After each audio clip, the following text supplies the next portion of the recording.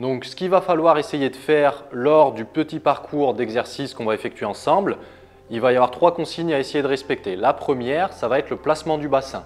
Donc il ne faudra pas avoir le bassin en hyperlordose, le dos trop creusé en hyperlordose, donc le bassin trop vers l'avant, ni trop vers l'arrière, il ne faut pas se raccourcir, il faut essayer d'avoir le bassin en position neutre. Pour ça, comment on va faire? On va essayer de contracter le transverse en essayant en fait de toujours rentrer au maximum le bas du ventre, donc le nombril, comme si on voulait que le nombril aille vraiment toucher la colonne vertébrale.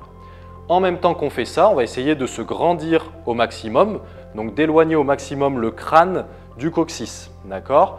Quand on fait ça, on va contracter au niveau du périnée. Et la troisième consigne, ça va être de toujours avoir une respiration fluide, jamais d'apnée. Et on va essayer, si on peut au maximum, d'expirer lors des efforts. Pourquoi? Parce que du coup, lorsqu'on expire, au niveau du diaphragme, ça va nous permettre de bien positionner le diaphragme, puisque le diaphragme, quand on inspire, le diaphragme va descendre, et quand on expire, au contraire, il va remonter. Et du coup, si on fait remonter le diaphragme, on diminue la pression au niveau abdominal.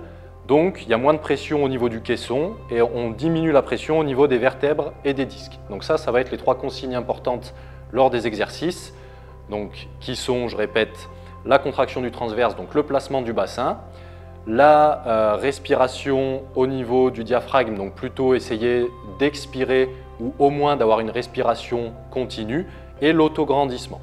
Donc ensuite, on va faire ensemble, là, dans un premier temps, la mobilité. Ensuite, on va voir comment contracter le muscle transverse parce que c'est assez spécifique, mais c'est très important pour les exercices d'après. Et après, on passe du coup aux 2 petits parcours de renforcement.